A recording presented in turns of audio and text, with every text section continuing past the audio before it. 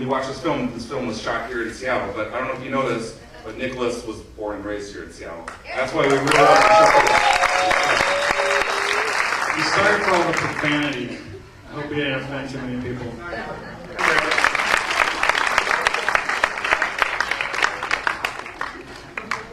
So, I mean, I guess we should just, you want to just open it to the floor? Or? Yeah, no, well, bring up your cast. There's more than you. Oh, yeah, let's Edward Michael Scott by Tyler Swift.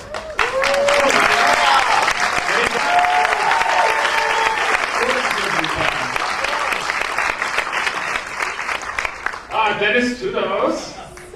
Come here, bartender.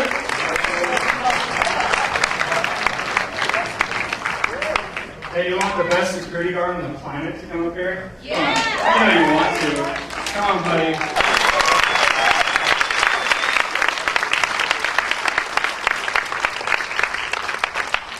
All right. Right, so Nicholas, you were born and raised here in Seattle, you went off to USC Film School. You could have made this film anywhere. What made you want to come back to Seattle and do it here? Seattle's my home, you know. It's a beautiful city, and there are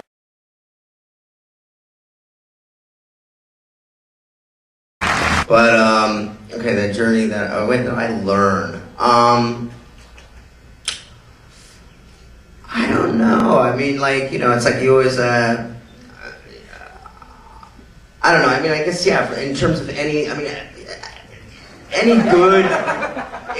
good, like, acting experience that I have, which this was a great acting experience, is something that you can sort of relate to in your own personal adventures, I guess, and you can draw upon those and kind of take those and laugh at it and, you know, cry at it, get mad at it, but, you know, in the long run, I mean, I guess that's kind of why I got it. I mean, why I love acting in the first place is it's a very therapeutic thing for me. So, I mean, I guess. You know, in between takes, we'd all be joking around. Some of us would be really stressed, like this guy, and you know, we'd be getting set for the next shot or whatever. And as soon as I would yell action, it was amazing to just see him just take after take. And it's where that comes from. You know, we could see it. You know. And so, what do I even reach out to those people, and how much does it cost, and things like that? But how does someone get in touch? Like, when you must get offers all the time. Like, what was about this project that you were into, and how do we contact people like you? That's a really good question, actually. Some of it is by luck. You know, I mean, I'm not trying to make myself. You know what I mean? I'm talking about all actors in general. You know, Nick, it's funny, I mean, when I met Nick, I didn't realize, like, well, I actually met Nick, like, at Disneyland, and I probably was, like, tripping on acid or something, you know? I didn't want to say, that was when I was starting Disney Euro Paris, right? Oh, my God. My sister Eddie just standing in line. So I was freaking out a little bit, right? And so I pulled him aside and started talking, and the end of the conversation was really funny because I said, you know, I'm starting at USC, and, you know, one day, you know, we're going to make a movie. You know, he's like, okay, sure. You know? So then 8 years later, when I offered him this movie and I reminded him, he's like, holy shit. Yeah, it's a trip, you know, it's like things are starting, yeah, and so of course in line, I'm like, yeah, sure, buddy, let's go, yeah, we'll go movie together someday, you know, and it's like, dude, he fucking, you know, I read the script and I'm like, damn, this is fucking awesome. I'm sorry, excuse my language. I think we're free to say whatever we want at this point. Yeah, there was, and jerking off bunny part was mine. That was his idea. I give that to you. You had to do it. Gary Busey really wanted his jerk-off joke, but it didn't work. That was one of the things that, and we kept yours because yours was way funnier, dude. Actually, I think we got rid of all of Gary Busey's jokes. There was a lot of improv. Actually, was it at what festival? Like he started yelling at you. Oh, right. It's like That wasn't the movie yet, and so he saw them. You know, when we were shooting his stuff, you know, he was doing all sorts of crazy improv. And he's a difficult guy to, you know, to rein in. And so I was getting the script, getting everything we needed, and then I would just let him go for a while, and we'd all look at each other like, what the hell is he doing? But he remembered all that stuff, and he was like really excited about all of his improv. And so I'm standing backstage, you know, as they're watching the movie, like, oh my God, he's gonna kill me. It's all gone. It's all gone. And sure enough, as soon as the scene passes, he comes storming out. He's like, where is it? You cut out all the best shit. You cut cut out all the bad. This movie sucks. It's awful. It's terrible. And I was like, I was devastated, and then I said, listen, Gary, you're missing the best part. Just go back and watch the movie. He's like, oh my God, whatever. Goes back. At the end of the movie, comes storm back in. Where is it? Where is you? Oh my God. Nick, that movie was brilliant, man. It was great. I was so deep and blah, blah, blah. And by that point, I had already had 2 heart attacks. So, yeah, it was pretty interesting working with that guy. Anyway. It was originally a gay porn between me and Gary. Right.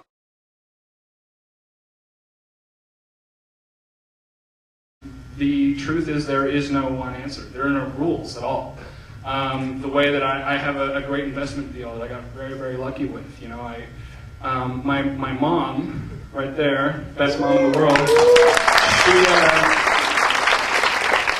took over my dad's car repair company after he passed away, and a couple years ago, this Chinese kid, like 21, that's hush talks. And so I went down to a shop, and I met with this guy, and it turned out that he is the son of this Chinese billionaire family who was sending their kid to school in Seattle.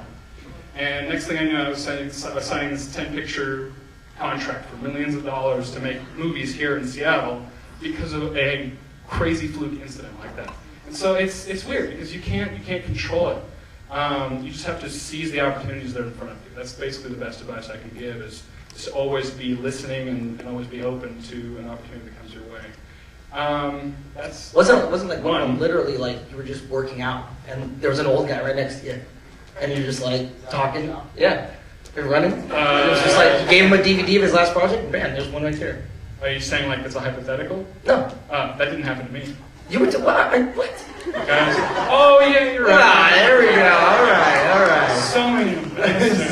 I'm just saying another opportunity. Right. So then once the money came together, I'd been working on several projects, and I have this good friend Matt, who actually lives with me. Where's Matt? There he is up there. That's the guy this movie is based on.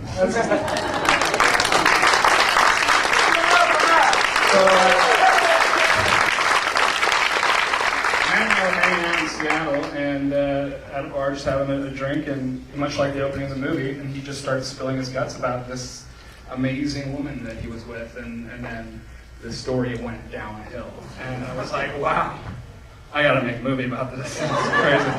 So I knew that I wanted it to be a dark comedy, and I had no experience writing comedy at all. Most of my stuff is very, very serious. And my good friend Eddie Zanadaki over here is a Seattle comedian. So I called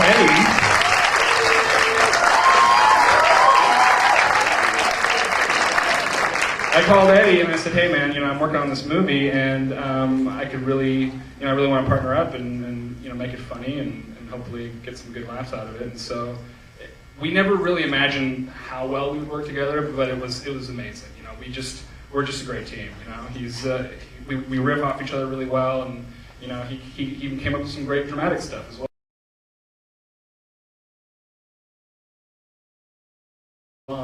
I even ended up coming up with a joke or two. It was really weird.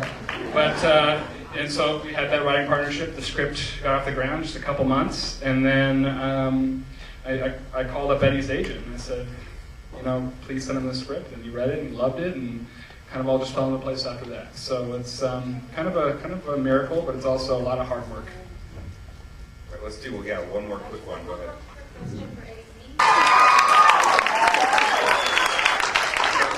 That's the answer right there. I'm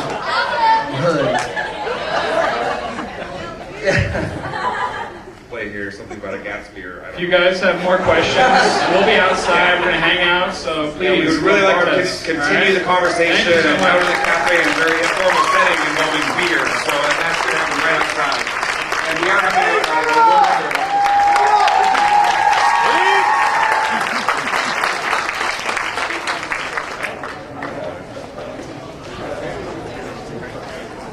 Now I need a cigarette really bad. So we're outside?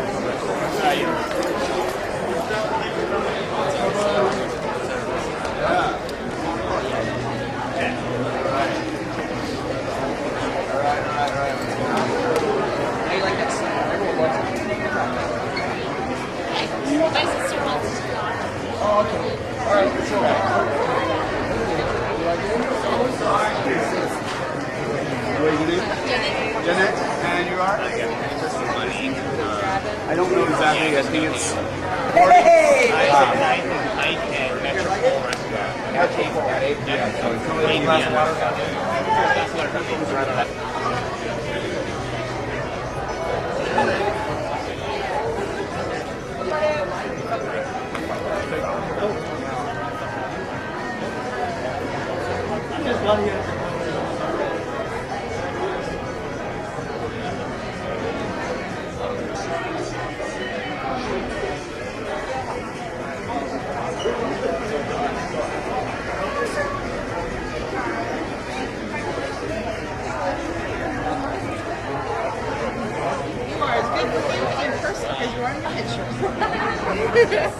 You sound like you're having a fight.